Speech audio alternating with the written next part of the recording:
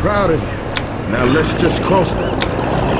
Hi, my name is Gabe Newell, and welcome to Left 4 Dead 2. We love this style of zombie-driven cooperative gameplay. Tom Leonard and the rest of the Left 4 Dead 2 team had a great time building on the design and game mechanics of the original, and we hope you had as much fun playing the game as we did making it. To listen to a commentary node, put your crosshair over the floating commentary symbol and press your use key. To stop a commentary node, put your crosshair over the rotating node and press the use key again. Some commentary nodes may take control of the game in order to show something to you. In these cases, simply press your use key again to stop the commentary. Please let me know what you think after you've had a chance to play Left 4 Dead 2. I can be reached at gaben@valvesoftware.com. I get about 10,000 emails each time we release a game, and while I can't respond to all of them, I do read all of them. Thanks and have fun.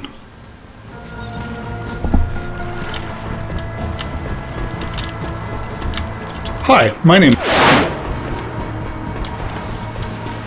We did a lot of work in Left 4 Dead 2 to make every campaign unique in terms of flavor and gameplay. This drove our decisions in regard to locale, lighting, population, music, and events. We wanted to create a continuous set of locations proceeding through the South, with the goal of making each location iconic and evocative. We drew up an overall world map of our version of the South, and charted out a journey through a variety of locations. While each location has its own particular common zombie types, we further differentiated each campaign by creating uncommon zombies, which are thematically tied to that location. The uncommon zombies also have specific gameplay mechanics that make them unique. In each campaign, the music blended specific elements of the location with the central recurring Left 4 Dead theme. We also designed new elements in each campaign where the director could take control in interesting ways, be it weather, unique paths, or types of crescendo events and finales. 그러니까 애초에 스토리 신경은 안 쓰고 씨발 맵부터 신경 쓰네. Since players spend the vast majority of their time shooting the common infected, we wanted to improve the feedback and visceral nature of this experience. In Left 4 Dead 1 we provided only the ability to shoot off limbs, with blood decals for bullet hits appearing only on the PC. Now, in Left 4 Dead 2, there are 43 unique ways to damage an infected. From gunfire through melee weapons all the way up to explosive damage. Because many of these wounds are non-fatal, players are able to wound an infected more than once, resulting in about 780 possible damage combinations.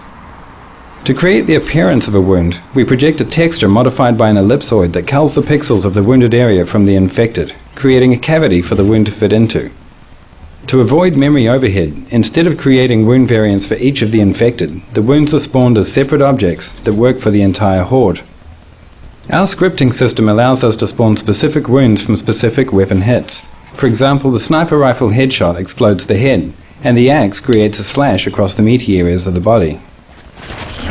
알았어. 알고 있었어. The body piles were generated by tossing self-colliding ragdolls into a level in-game, then exporting out the result. We were able to use a debugging tool to drag them into artistic piles. Content creation at its most enjoyable.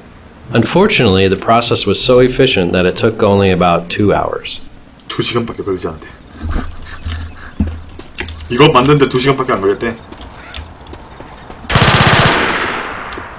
The guiding sound design principles in Left 4 Dead, as well as Left 4 Dead 2, were to stay as organic as possible and to reflect the world within which the game takes place. For example, the monsters are all former human beings grotesquely transformed. And as such, all of their vocalizations are human performances with very little effects processing, if any at all. The challenge with the new character sounds in Left 4 Dead 2 was to keep them clearly audible for gameplay, reasonably believable at unrealistic distances, and clearly identifiable as unique. The existing bosses already used the pitch spectrum for differentiation, so we expanded into more characterizations. The charger mutters unintelligibly to himself, the spitter is trying to screech out her bile hairball, and the jockey, well, who knows what he's on about. 맞다, 이거 차저가 알아들을 수 없는 내가 저 이스타에그 말씀드렸잖아요. 차저 지 혼자서 그 What's your name? 하면서 막 이렇게 한다고.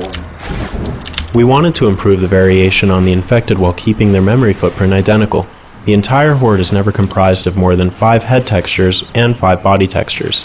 We use a luminosity lookup into a gradient texture for tinting variation, allowing us to not only get a hue variation, but also a luminosity variation.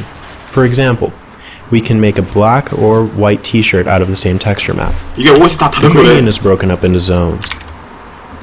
Tint areas of 이게 옷이 다 clothing 다른 거야. and skin differently. The infected texture also includes 4 distinct masks for blood and detail, such as dirt or pond scum. We randomize both the gradients and the masks each time an infected is spawned. We also randomize the body and head meshes, resulting in nearly 20,000 available variations in a typical map, up more than tenfold from the original Left 4 Dead. 얘 옷이 다 다른 거래. When deciding what to do about the music for Left 4 Dead 2, we faced some interesting challenges. Some of the music in Left 4 Dead 1 plays an iconic and important role in gameplay, and we felt that it shouldn't really be changed. On the other hand, the game is set in the southern United States, which is rich with musical identity, so we also felt that adding some local flavor to each campaign would really help set the tone for that campaign. The solution to bridging the gap between the new local campaign music and the more traditional horror music from the first game was solved in several ways. First, we kept all the original themes from Left 4 Dead 1, but arranged them in a style consistent with the local campaign's theme. Second, we wrote an overarching set of cinematic Southern Goth pieces for the entire game. Finally, we wrote new pieces for the new characters in the style of Left 4 Dead 1. By doing all of this, we established that these are new characters in new places, but they're sharing the experience of everyone else in the Left 4 Dead universe. 그래서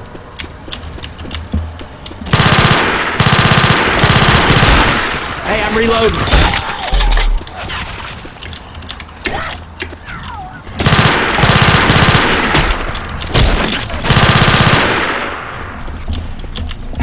정말 이게 끝인가? Reload.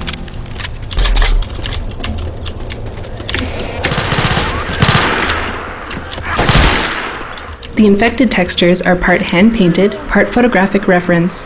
One of our team members had a nightmare folder full of photographs of people suffering from bizarre diseases and injuries. They were so hard to look at that the infected actually contained none of these.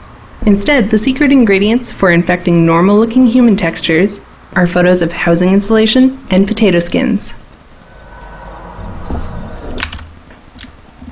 아, 그러니까 일반 좀비 스트리폰과 사과 껍질로 만든 게 일반 좀비래.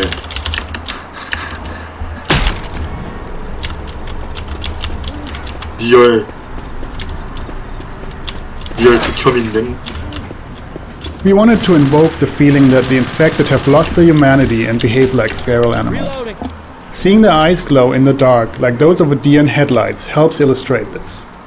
To create that effect, we authored the shader for the infected so that an artist could mark the regions that should reflect light towards the viewer in a texture. The artists quickly realized that they could also use this feature to make retro-reflective safety materials on clothing, which they put to use on several of the uncommon characters. You now see this effect on riot gear, cedar hazmat suits, and construction vests. As a side benefit, we found that the retro-reflective effect also helped players identify targets in very dark areas. 내가 레포데의 그 제작자였으면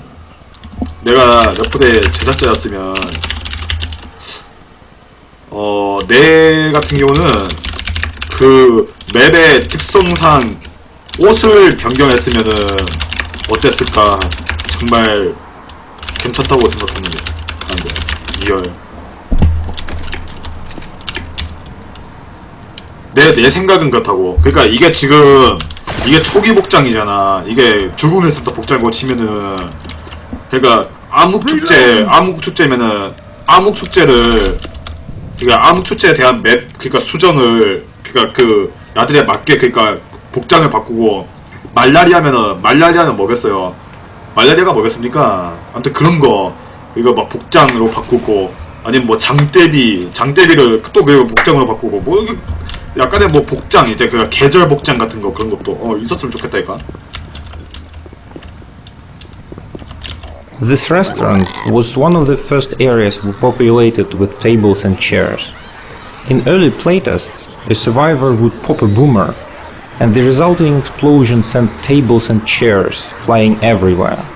It was a great effect. We decided to furnish a few more areas like this, so that more players would be likely to experience it at some point in the campaign. I'ma reload! Hey, watch out for the cars! The pipe bomb has always been a crowd pleaser, but in Left 4 Dead 1 we were forced to disable ragdolls and GIFs and replace them with a blood mist due to performance issues. This time, with a new wound system, a new ragdoll solver and new particle effects, we finally returned to our original vision. The pipe bomb causes visually catastrophic damage to the infected horde, to the delight of gamers and designers alike.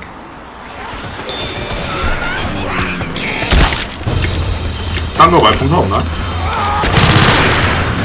The pipe bomb. Get a pipe bomb.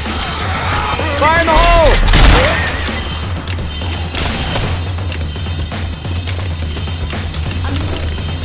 예쁘시구먼. That's how it's done right!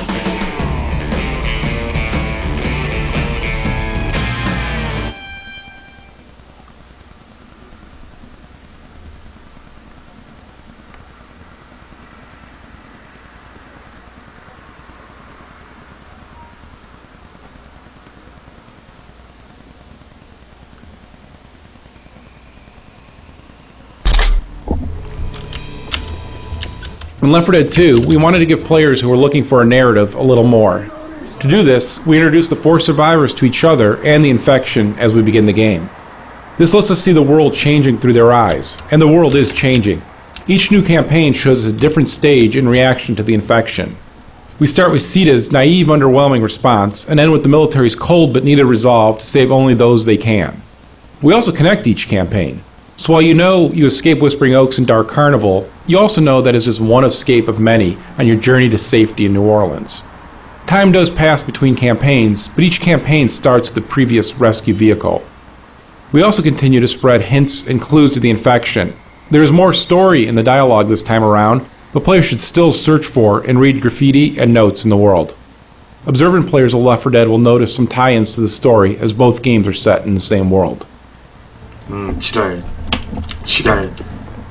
근데 아무도 몰라? 저거 스토리 저러면서 제작자가 저러라고 만든 거였는데 아무도 스토리에 관심이 없어. 아무도 스토리에 관심이 없어.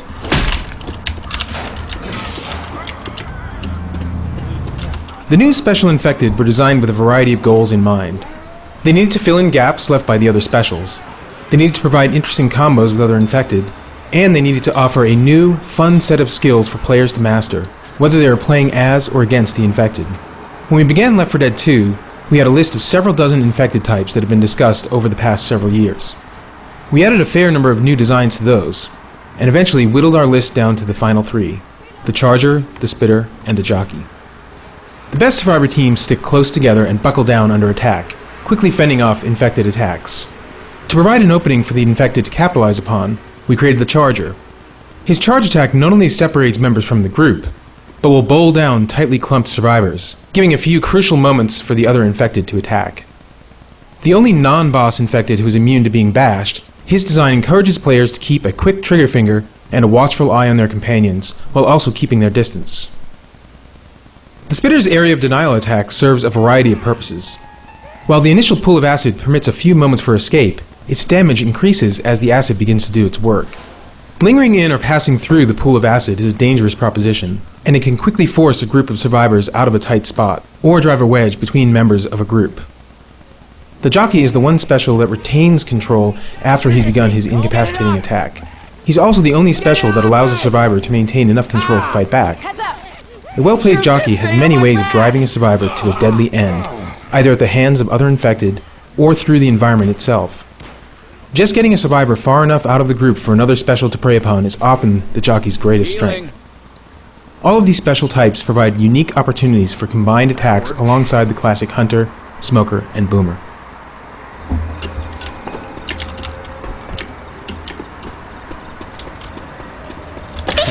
need these. The park started out having several paths that were dynamically changed for added replayability. However, playtesters found the paths confusing. When we removed the dynamic objects that forced survivors to go in certain directions, we found that having all paths open led to a better experience. Players still spend a lot of time in the park, but they could choose to go different ways every time they played the level. 근데 하지만 우리는 우리 여기 존나 많이 가죠. 우리 거의 대부분 우리 대부분 다 여기가잖아요. 우리 대부분 다 여기 가잖아.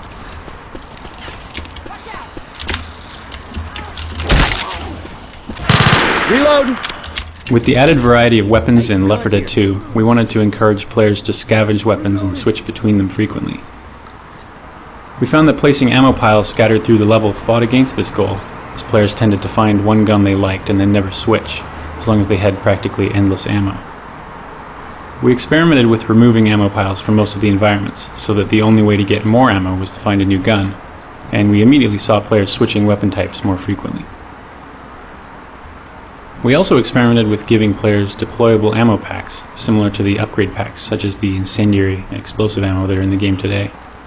Carrying an ammo pack was perceived as being less valuable than carrying a health kit though, and many players bypassed the item counting on finding another gun along the way.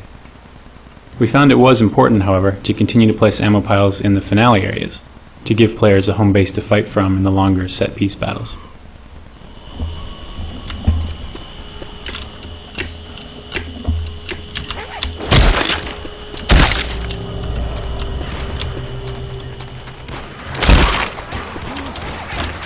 The animators experimented quite a bit with the movement styles of the new special infected in order to help them contrast with the existing specials.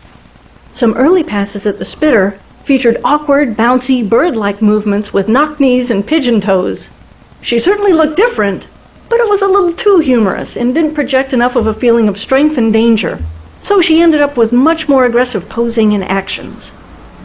We tried a few animal-inspired runs for the jockey, including sideways leaping hops like a lemur and a four-legged hyena-like gallop. These fit with his maniacal laughter, but again, needed to be more aggressive. Such movements also would have caused problems maneuvering the character and reading its intentions in-game, especially in versus mode. They also seemed too much of a mutation from the character's original human state when considering the amount of time from the start of his infection. The jockey's final movement pass has him on two legs with just the right touch of animal inspiration. A menacing 근데 존나 and hands bent 귀여운데? rather like a praying mantis, ready to give survivors a big, deadly hug. 존나 귀엽게 만들었네. 존나 무섭게 만들었다 하는데 존나 귀엽게 만들었는데? Right through here. In Left 4 Dead 1, long narrow hallways usually meant relative safety for survivors.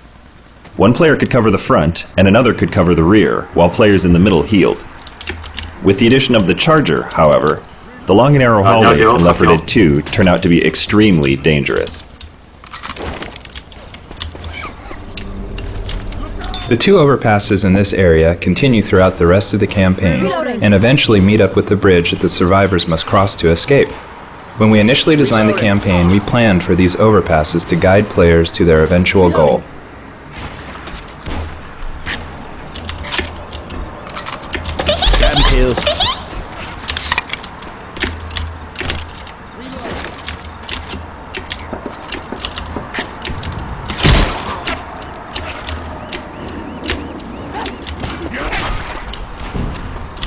The alarm scenario at the bus station was the first Left 4 Dead 2 crescendo event to feature the Gauntlet mode, where players must navigate along a path to deactivate the zombie rush. This proved to be a successful approach to countering the camping strategy of finding an optimal corner and holding out.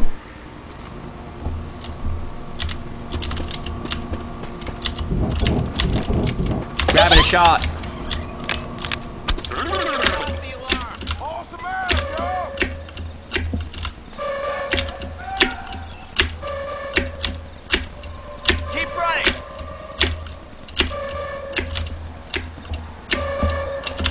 Left 4 Dead 1 had a good, fictionally justifiable cast of guns, the M16 being a standard police and military weapon, for example.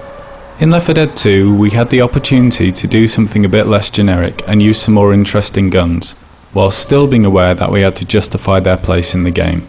The desert rifle, for example, is used to suggest that the military had rerouted guns meant for the Middle East back to deal with the domestic crisis, hence the desert camouflage scheme on the gun.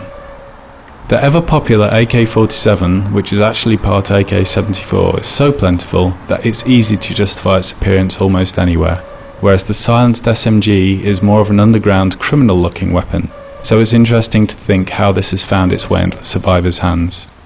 The hunting rifle from Left 4 Dead 1 is back, and we've added a military sniper rifle which has doubled the clip size and is more of a scoped semi-automatic assault rifle, rather than the classic bolt-action sniper rifle, which would be ineffective against the Horde. Left 4 Dead 2 also features a variety of pistols, including a custom civilian handgun, a standard issue police sidearm, and a large caliber magnum. 대형 탄창이라고 했잖아. 그러면 이게 결론은 탄창 무한이잖아. 아니 무한이 아니란 거잖아. 아니야? 무한 아니란 거 아니야? 대형 탄창인데. Because Left 4 Dead 1 took place entirely during the night, it was fairly straightforward to light the path we wanted players to take.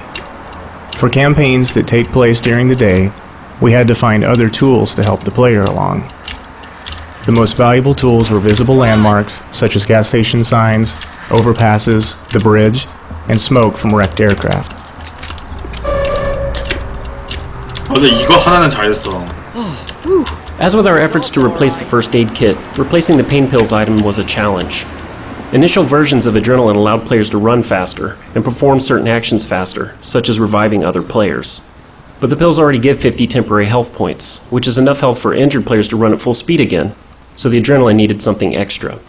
We expanded the actions that could be affected by Adrenaline, shortening the time it takes to use health kits, defibrillators, and upgrade packs. We sped up the player beyond their normal maximum speed and made them resistant to being slowed down by hits from the infected. Although it doesn't give as much health as the pain pills, we found many interesting strategies began to emerge from the well-timed use of Adrenaline. 안녕?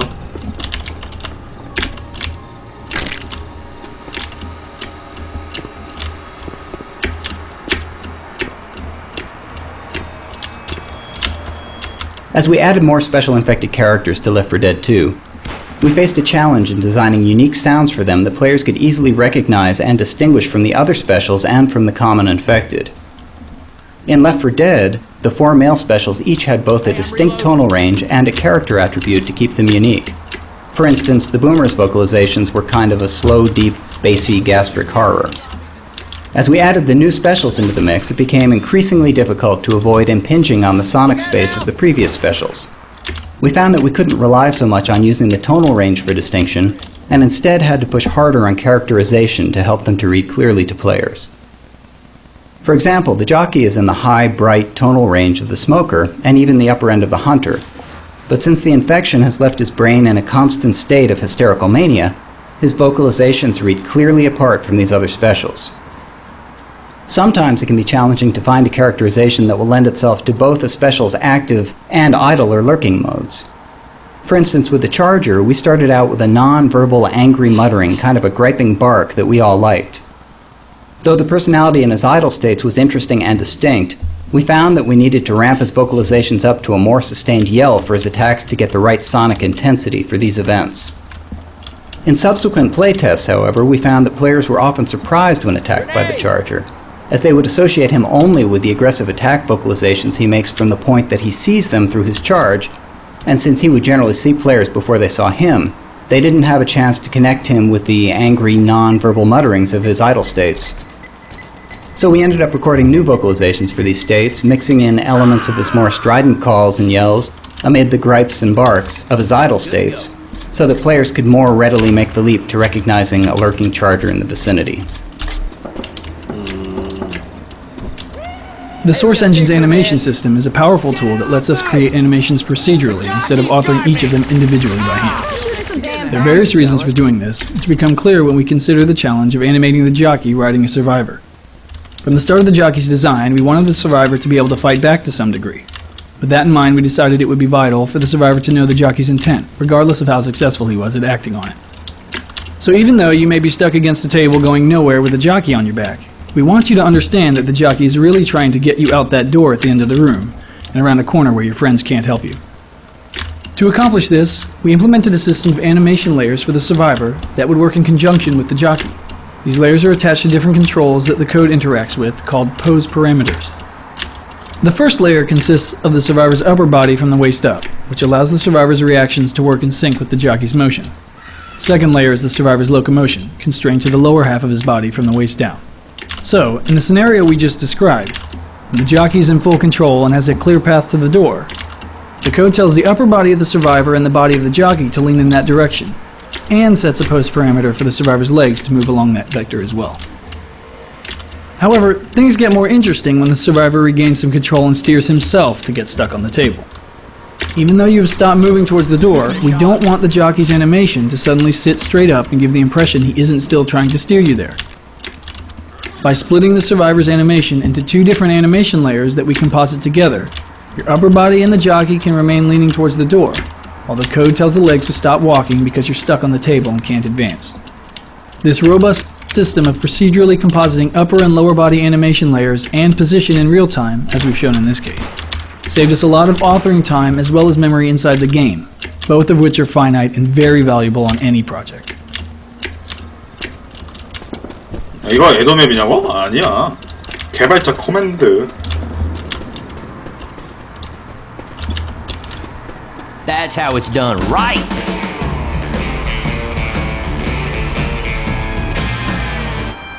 설마 이걸 막체까지 있는 건 아니겠지? 개발자 코맨드가? 마사카. 에이 마사카. 설 마사카.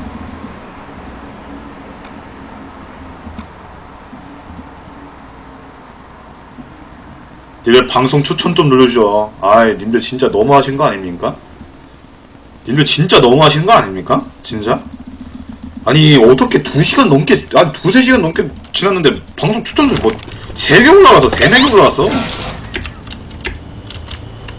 Up until Left 4 Dead 2, all playtests conducted at Valve required an observer from the team to sit behind each tester and observe them directly. For Left 4 Dead 2, we developed a system where a single observer could view each playtester's screen in parallel with webcams that captured the playtester's reaction. We recorded every playtest so we could go back and reference specific moments at will. This meant that most of the team could continue working during the playtest, which often takes several hours out of every day. This drop onto the bus shows a good example of what we call a return. If a survivor walks on top of the bus, he has a height advantage against the infected. However, a smoker can pull him down off the bus so that he has to go around and up the stairs to get back with the rest of the team. Reload! Setting fires to zombies was always a high point in Left 4 Dead, and we wanted even more ways to light zombies on fire in Left 4 Dead 2. This dream gave rise to incendiary ammo. Initially, we dispensed incendiary ammo and later explosive ammo from fixed ammo boxes placed through the levels. These boxes could be used many times by a player. But while this was fun for playtesters, we found that they were either hesitant to progress away from the item or hoarded the special ammo until they really needed it. We tried replacing one of our previous experiments, the ammo pack, with a version that deployed a one-use per player ammo upgrade box. This allowed players to carry the upgrade pack until they sensed they would need a little more firepower in an upcoming arena, and the player carrying it gets the satisfaction of providing a substantial buff to his teammates. 히비키 라임 풀어달라고? 없는데? 없는데? 뭔 개소리야. 강제 퇴장된 시청자가 없는데 뭘 자꾸 뭐 풀어달래. As with a smoker, the spitter has a gameplay style which necessitates making her more visible to the player at a distance.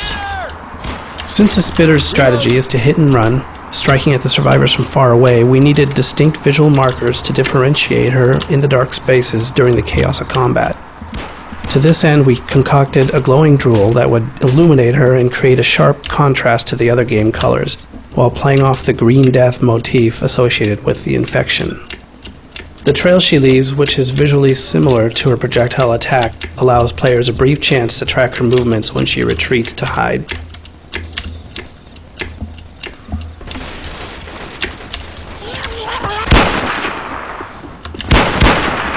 reloading.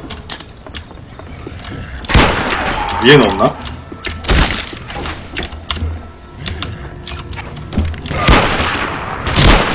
After we shipped support for custom add-on campaigns via the VPK format, we realized that while many people can install and play these campaigns, it's difficult to discover what add-on campaigns other players were playing. We also noticed that few players were joining games of different difficulties since it wasn't clear how many other games were available for each setting. To solve this, we implemented a browser that shows nearby lobbies. The lobby browser displays the campaign, the difficulty level, and how many lobbies have open slots available.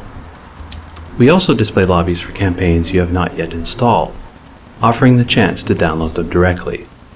Once the lobby browser was released, we saw a sharp increase in the number of custom campaigns being played.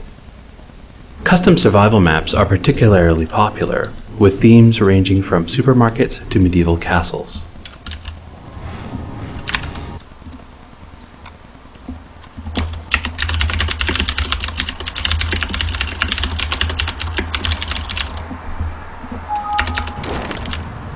The laser sight weapon upgrade came from an experiment during the development of the first Left 4 Dead, though we didn't end up shipping them at the time. While developing Left 4 Dead 2, the laser sight weapon upgrade came from an experiment during the development of the first Left 4 Dead, though we didn't end up shipping them at the time. While developing Left 4 Dead 2, when we were talking about interesting items that players could scavenge out of the levels, we remembered the visual impact of those red laser beams. The original intention of the item was to increase the accuracy of the guns, but the more valuable benefit was accidental. You could now see where the other members of your team were aiming. We also liked the choices that confronted players when they had to decide whether or not to swap out their upgraded weapon for one of a different style.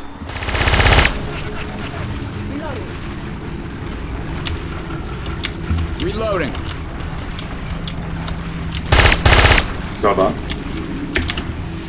Shit.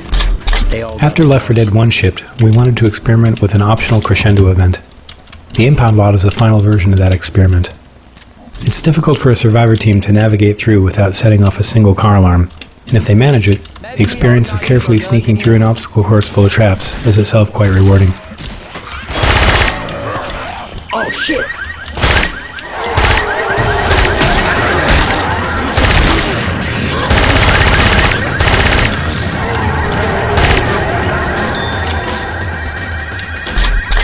Hey, we're gonna make it out of here!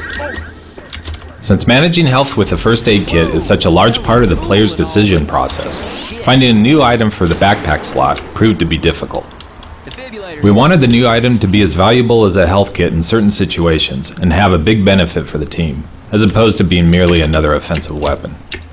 It needed to have a user interface similar to the health kit, requiring a target and an action that takes some time to perform. We also liked the idea of an item that would act like a get-out-of-jail-free card, an insurance policy in case of a tank or witch attack. Our exaggerated version of a hospital defibrillator immediately conveyed the purpose of the item. Plus, it gives the survivors a chance to yell, "Clear!" Something that was always sad for us to watch in Left 4 Dead was that players would always choose an optimized path through a level once they played the map a couple times.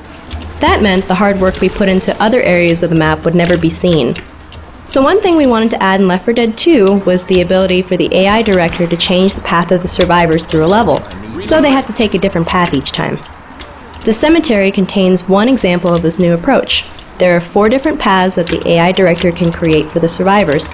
It does this by spawning in and out particular crypts and gates. Keep me for a bit.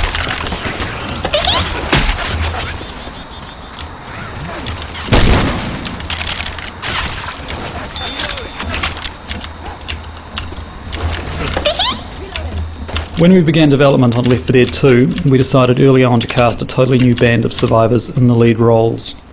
This involved extensive concept sketches and a period of evaluating actors with the help of several talent agencies. Once the actors were cast, we brought them in for a full costume photo shoot and conducted 3D scanning of their facial features. This reference was then used by our artists to create high-detail digital sculpts, which formed the basis of our in-game characters. The goal from the beginning was to provide the player with a lineup of believable survivors, real people juxtaposed against extraordinary situations. Safe house ahead!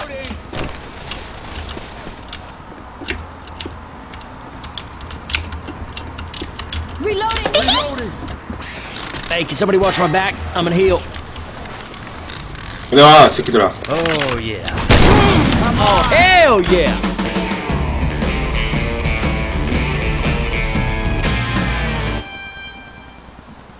개발자 코멘트.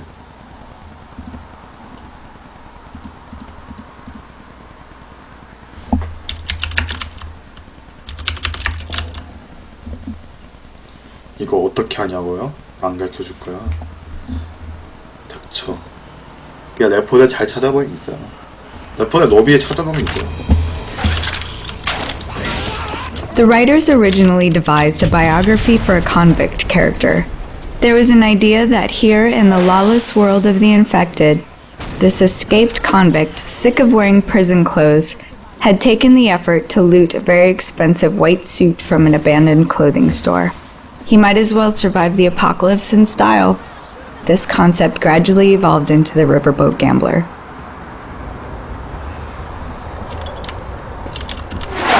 그러니까 야가 갬블러라니까. 갬블러. 이기.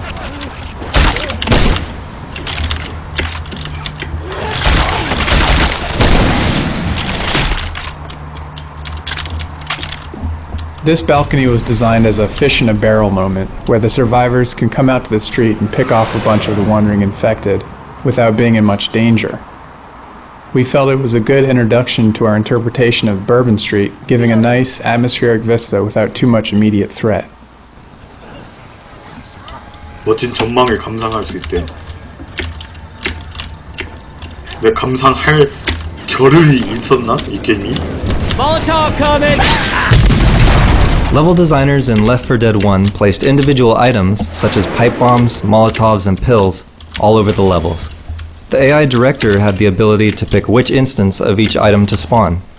This meant that pills would never spawn in the same place as a pipe bomb or Molotov. In Left 4 Dead 2, we decided that we wanted more variety in item spawning, so we now simply place an entity called a weapon item spawn.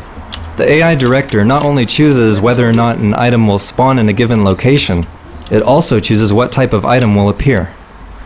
웨폰 아이템 스폰, 그니까 잠시만, 그러면은 PCI도 이걸 이용해서 그 어느 특정 지정의 아이템 나오게 했다는 거 추정했다는 거네. 지들도 결론은 이게 맞네? We deliberately sought to design iconic French Quarter locales that would be fun to fight in. This jazz club gave us a nice large interior space that offered a break from exterior streets and alleys.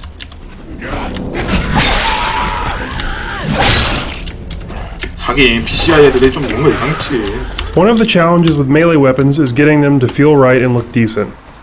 In order to get the fire axe to look right when playing the game, it had to cross the screen within 3 or 4 frames. To enhance visibility, we swapped between the normal axe and a smeared version, along with a particle effect to cheat a motion blur. The smeared axe hits at the correct time, but allows your eyes to follow the action.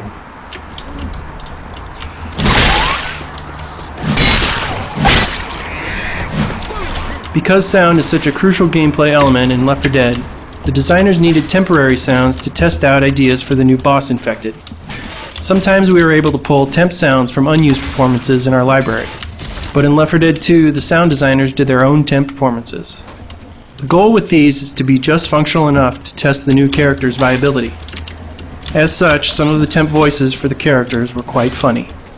While inappropriate for the actual game, some of the sounds were highly popular within the team, and it was common to hear animators up and down the halls mimicking the early Charger test calls. 저게 차저 소리. 저기 차저 소리. 저게 아까 저게 차저 소리. 저기의 차저 소리. Left 4 Dead 2's level designers started out by experimenting with variants on the proven designs of Left 4 Dead 1. For example, we tried out several situations where there was a benefit to splitting up the group. We soon found that Left 4 Dead 1 had done such a good job of training people to stick together, it was incredibly difficult to get them to separate. We abandoned that experiment, but retained some of the elements to apply during crescendo events. For example, in the mall gun shop sequence, it can sometimes be advantageous to send 1 or 2 survivors to retrieve the cola, while the remaining survivors stay on high ground to provide cover.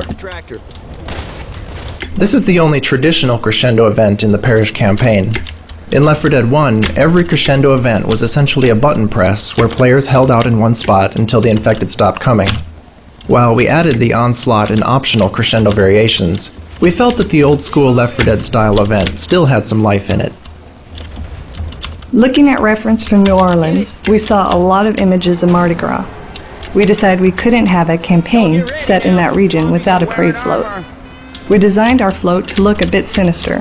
Whereas most jester heads are typically bright and goofy, we wanted ours to be a bit darker and more scary, so we made the model appear more angular. We also chose colors that were less cheerful and more in keeping with the fall festival. 그래서 페스티벌이 그러니까 암흑 축제에도 광대가 나오는 이유가 이거구만. Fire's coming!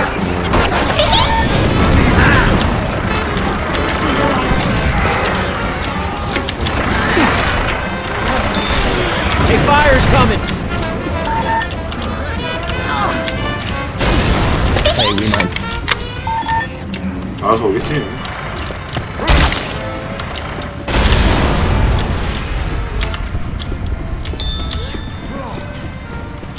Valve has a history of supporting community developers and helping to promote their creations. And with the Left 4 Dead games, we've taken the opportunity to make the great content our community produces even more accessible with our new add-on system. Content creators can package new campaigns into a single add-on file, which end users can easily install. Users can now view titles, descriptions, authors, and other information for all of their installed add-ons via an in-game interface. Add-ons work seamlessly with the matchmaking system so that users can quickly get into games featuring community campaigns they've already installed and can easily download new ones to try. The response to Left 4 Dead add-ons has been very positive, campaigns being played within weeks of the system going live. Given the realistic nature of Left 4 Dead, players expect the zombies and survivors to move in natural ways. However, animating that kind of motion by hand is very difficult and time-consuming, and anyone can tell when it's not quite right. Since we don't want every zombie to move the same way, a large number of motions are required to provide enough variety. All of these constraints drove us to use motion capture. The process of motion capture really begins with the character designs. Once we've decided how we want the survivors and zombies to look and behave, we audition actors just as we would any other performance piece. For instance, a 265-pound high school coach moves very differently from a 115-pound TV producer. Using one actor for both roles would be a mistake. So we look for people who fit the body type and who can bring out the character's personality and their motion. On the other hand, in the case of the zombies, we consider them more like feral animals. So we use only one actor for all of them, regardless of gender. We then provide the studio with a digital character, a list of the moves we would like to do, and the props we'll need. Once actors are chosen, we head to the studio and spend a day with them recording the motions we need for the game. It's a very physically demanding day, and in order not to exhaust the actor early in the session, we oscillate the captures between high and low intensity actions. Just try crouch walking 40 feet as our survivors do, and you'll feel the burn. But that's just one of hundreds of motions we record for each character. During the session, we can watch the actor's motion applied in real time to our character model and work with them to get the look we want. In some cases, we do multiple takes to let the actor provide us with different perspectives or to add some variety. We also record the actor on video during the motion capture to use for extra reference. With the motions recorded, the studio processes the data, and then it is up to us to extract the motions we want to keep. For some motions, we need to create loops. For example, to create a run cycle, we may only use half a second from the 3 seconds of running we recorded at the session. We augment these recorded motions with adjustments or additions by hand, and then compile them into the character models you see in-game.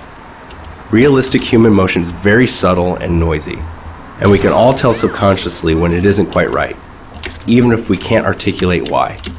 Without motion capture, the characters of Left 4 Dead wouldn't be nearly as convincing or as interesting as they are. After we shipped Left 4 Dead, we heard a lot of positive responses about the infected that were unique to their locales. There were patients in the hospital, cops in the streets, and TSA agents in the airport. We wanted to add further variety to Left 4 Dead 2's campaigns, so we decided to include an uncommon common infected for each campaign. The first to be added was the seated guy. Once we got him in the game, we realized that his uniqueness should not merely be visual, but should extend to gameplay as well. In the case of the seated guy, his hazmat suit suggested that he should be impervious to fire. We extended this notion when we added the mudman, the clown, the construction worker, and the riot cop. In Left 4 Dead, our designers could place alarmed cars in levels. When shot, these cars would flash and make noise, attracting the infected horde. Unfortunately, the alarmed cars would be located in the same position on every playthrough, taking away from the desired unpredictability. In Left 4 Dead 2, designers can now place groups of alarmed cars and let the AI director mix and match which cars have active alarms, if any. For example, in the section of the game that you've just played, there are 3 such cars whose alarm state the director can control unpredictable from game to game.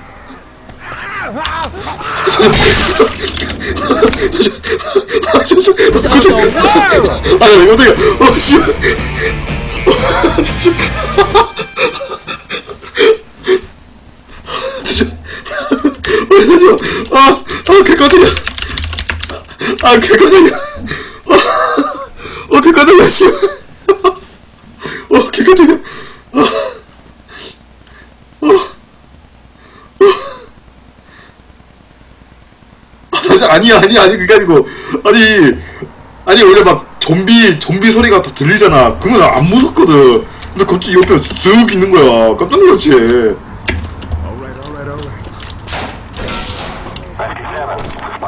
This finale felt risky at first, since it involved the players just moving in a straight line almost the entire time. We wondered whether the experience would feel rich and varied enough.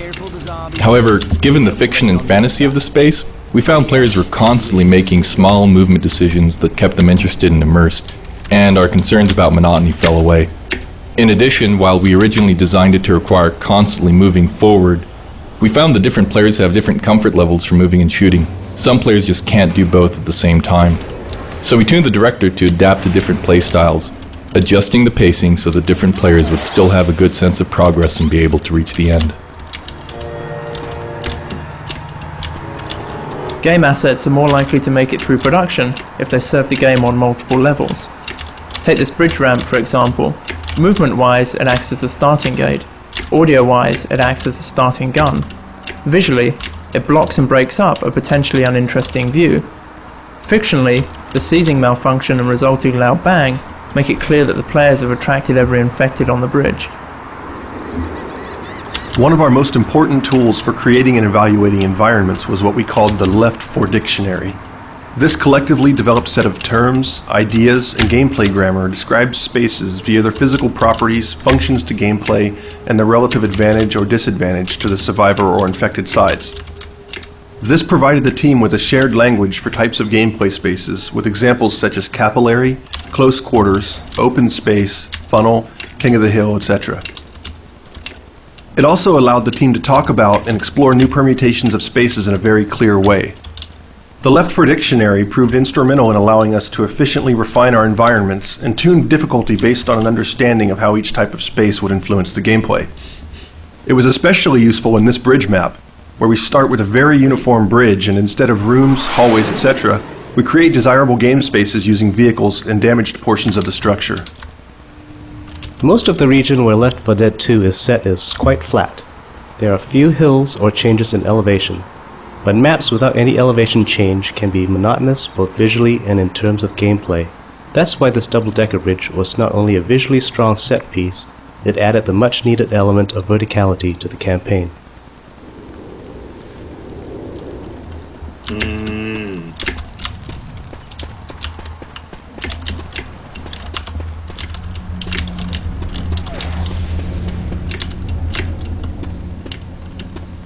Stormy weather effects give the director yet another way to influence gameplay by altering the player's sensory capacity. One goal of the weather effects is to draw the team together and put them in a defensive stance, such as taking refuge within a building. In this respect, weather is much like a crescendo event, but because it's entirely under director control, it can happen at any time, any place.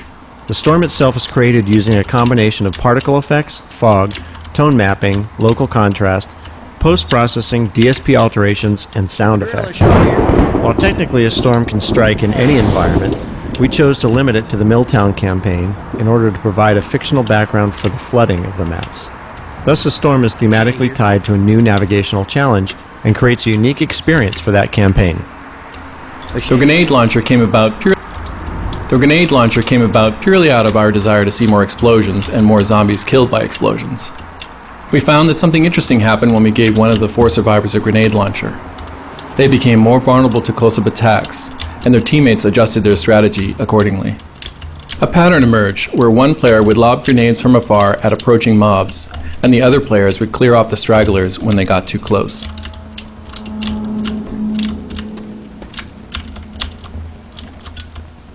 The new campaigns in Left 4 Dead 2 featured a great deal more water than in the original game.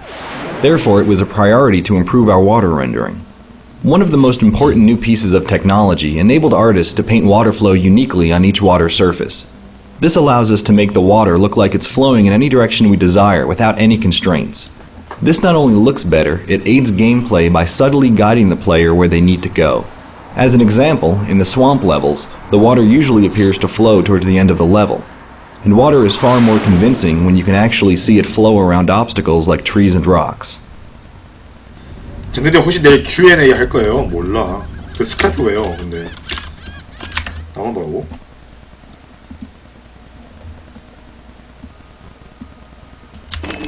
아 축하 영상. 아 고맙습니다.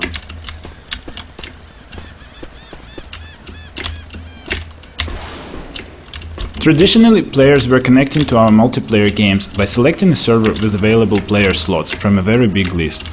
Players might select a server by an appealing server name or network latency. This worked well for 24 or 32 player games, where many players could have a great experience even without tight cooperation with their teammates. But for Left 4 Dead franchise, a different approach was required. We wanted to build a group of 4 players who could start a campaign together, possibly as complete strangers, but quickly acquire the feeling of being a bonded team. Valve matchmaking operates on a vast set of player statistics, from headshot percentages of friendly fire incidents to the likelihood of sharing a first aid kit with a wounded teammate. In the years since Left 4 Dead's release, our matchmaking system has undergone many changes, resulting in better player experience and longer average team playtime together. With the introduction of new team game modes, we now even measure performance of the entire team and do our best to provide. For Left 4 Dead 2, the Source Engine received many new features and optimizations that enable it to handle denser, higher resolution environments, effects, and characters. This gave us leeway to fit additional weapons, creatures, and larger environments into the same footprint as Left 4 Dead, while increasing the quality of each element across the board. Many of our particle effects now use several new techniques which at least double their visual resolution while requiring no additional memory. This has enabled us to create complex weather effects such as the heavy thunderstorms in the Hard Rain campaign. The new zombie horde is considerably more variable than that of the first game, with higher resolution meshes and skinning. Not only do the infected look better, but using a combinatorial meshing and shading system, there's over tenfold the number of variations possible in Left 4 Dead 2 while consuming no new memory. The environments also feature considerably more polygonal density than the first game. Many elements that would have been painted into a texture are now fully modeled in the environment. Foliage looks cleaner, while also responding naturally to weather conditions. Additionally, water has gotten a major visual upgrade over Left 4 Dead 1, with far superior lighting, reflections, and flow mapping. All these pieces come together to improve the visuals of the game while keeping it smooth to play. The Source Engine,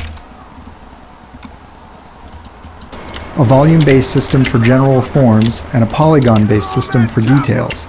Each has its own advantages and disadvantages, and they must be integrated together to create a game map.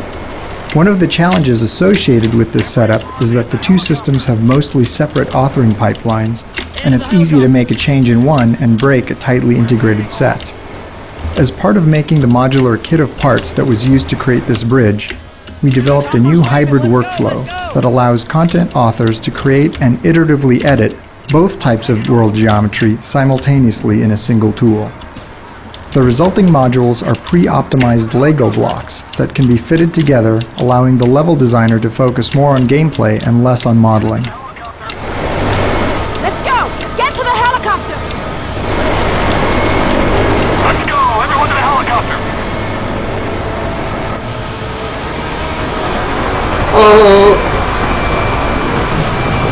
이건 레포대 스토리 하려고 한 게 아니고 그냥 레포대 개발자들이 어떤 식으로 이렇게 만들었냐, 어떻게 이런 고생을 했냐 이거 보려고 한 거지.